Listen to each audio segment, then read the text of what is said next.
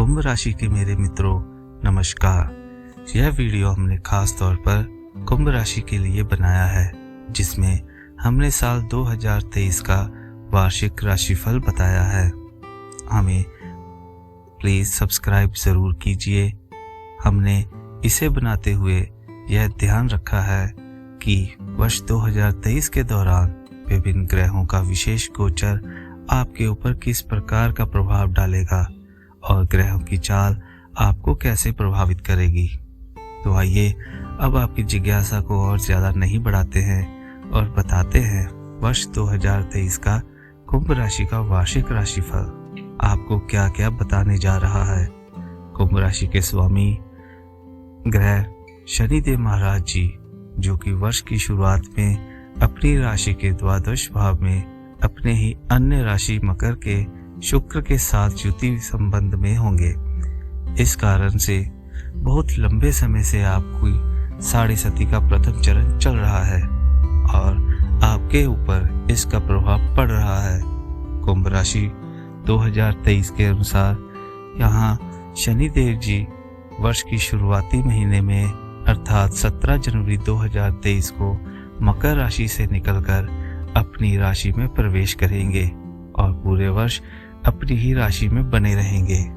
इस वर्ष शनि महाराज 30 जनवरी को अस्त हो जाएंगे और 6 मार्च को उनका उदय होगा। इसके अतिरिक्त शनि महाराज 17 जून 2023 को अपनी वक्री चाल कुंभ राशि में शुरू करेंगे और 4 नवंबर 2023 तक इसी अवस्था में रहकर फिर मार्गी अवस्था में आ जाएंगे। इस प्रकार शनि का पूर्ण प्रभाव आपकी राशि पर, आपके तृतीय भाव और आपके 7वां भाव में आपके 10वें भाव पर रहेगा। आपके भाई बहन, आपके प्रयास करने की गति, आपका दाम्पत्य जीवन, आपका व्यापार, आपका करियर और आपकी नौकरी वर्ष 2023 के दौरान पूर्ण रूप से शनिदेव के प्रभाव में रहेंगे। परम शुभ कहे जाने वाले देवगुरु बृहस्पति, जो वर्ष की शुरुआत में आपके द्वितीय भाव में विराजमान है और अपनी मीन राशि में होने से शुभ मंगलदाता बने हुए हैं, वह 22 अप्रैल 2023 को मेष राशि में आपके तीसरे भाव में प्रवेश कर जाएंगे और वहां से आपके 7वां भाव, 9वां भाव और एकादश भाव को पूर्ण दृष्टि से देखेंगे।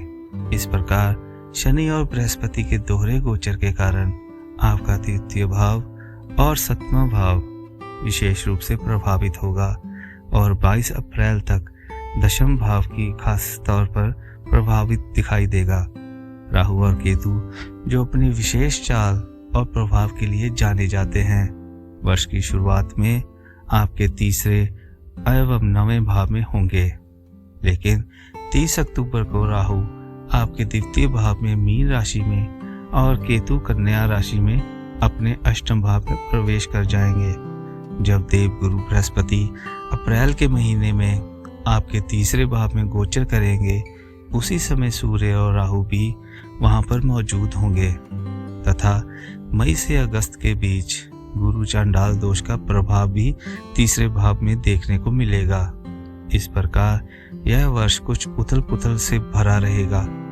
यह तो वह ग्रह हैं जो लंबे समय में अपना गोचर करते हैं।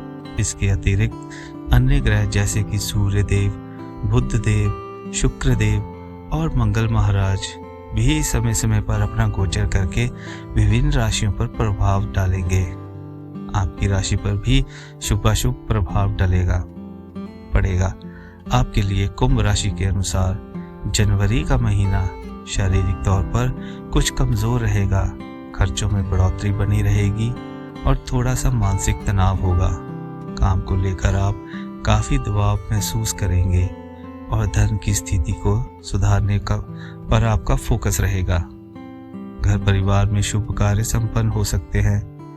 फरवरी के महीने में दोस्तों के साथ घूमने फिरने का मौका मिलेगा या फिर आपके प्रेम संबंधों में प्रगाढ़ता आएगी। आप खुद रोमांटिक महसूस करेंगे और अपनी रोमानियत से अपने प्रियतम को भी खुश रखेंगे। उनके साथ कहीं घूमने जाएंगे। इसी दौरान यदि आप विवाहित हैं तो दाम्पत्य जीवन में भी खुशी भरे पल की आहट होगी और आप अपने जीवन साथी के साथ हंसी खुशी अपना दाम्पत्य जीवन व्यतीत करेंगे। व्यापार में कुछ उन्नति के योग बनेंगे। मार्च का महीना प्रेम संबंधों में थोड़ा तनाव लेकर आ सकता है, लेकिन आपकी आमदनी अच्छी बढ़ोतरी प्रदान करेगी।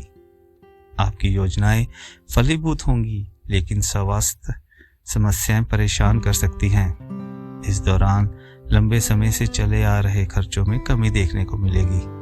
संतान को लेकर थोड़ी चिंता रहेगी और विद्यार्थियों को पढ़ाई में कुछ चुनौतियों का सामना करना पड़ेगा। साल 2000 वार्षिक राशिफल के अनुसार कुंभ राशि के जातकों के जीवन में अप्रैल का महीना थोड़ा सा तनावपूर्ण रहने की संभावना है। सूर्य देव का गोचर तीसरे भाव में मेष राशि में होगा। यह उच्च के हो जाएंगे, लेकिन साथ में राहु होने के कारण सूर्य राहु ग्रहण दोष बनेगा और उसके बाद देवगुरु बृहस्पति का गोचर भी इस महीने 22 तारीख को ही इसी भाव में होने के कारण भाई बहनों से तनाव, टकराव और उनके स्वास्थ्य में समस्याएं आएंगी। आपके प्रयास में जबरदस्त तेजी देखने को मिलेगी, लेकिन आप हद से ज्यादा जोखिम उठाएंगे जो अच्छा नहीं होगा। स्वास्थ्य बिगड़ सकता है और व्यापार में परेशानी आ सकती है। मई के महीने में आप विरोधियों पर विजय पा सकते हैं। कोर्ट या कचहरी में कोई मुकदमा चल रहा है तो आपको विजय मिल सकती है। आपको अपनी नौकरी में भी उत्तम परिणाम मिलेंगे, लेकिन अपने कुछ विरोधियों के बारे में सतर्कता से सोचना चाहिए।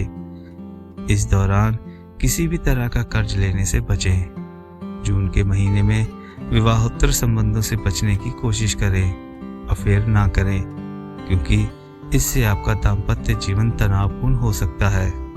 ग्रहों की स्थिति आपके खर्चों में बढ़ोतरी कर सकती है, आपको परेशान कर सकती है। नौकरी में किसी महिला सहकर्मी से दुर्व्यवहार करना आपकी नौकरी जाने का कारण बन सकता है। इसीलिए बेहद सावधानी से इस महीने को निकाल देना चाहिए। जुलाई के महीने में आपके दाम्पत्य जीवन में तनाव बढ़ेगा। जीवन साथी के व्यवहार में हो रहे बदलाव और उनके उग्र स्वभाव को देखकर आप थोड़े परेशान होंगे। इस दौरान व्यापार में भी समस्या आ सकती है और आपके व्यावसायिक साझेदार से आपके संबंध खराब हो सकते हैं। इस बारे में सावधान रहें और इस महीने में धैर्य के साथ समय बिताएं। अगस्त का महीना निजी संबंधों में प्रगाढ़ता लेकर आएगा। जीवन से भी नजदीकियां बढ़ेंगी, जीवन साथी से नजदीकियां बढ़ेंगी और पिछले चल आ रहे तनाव कम हो जाएंगे।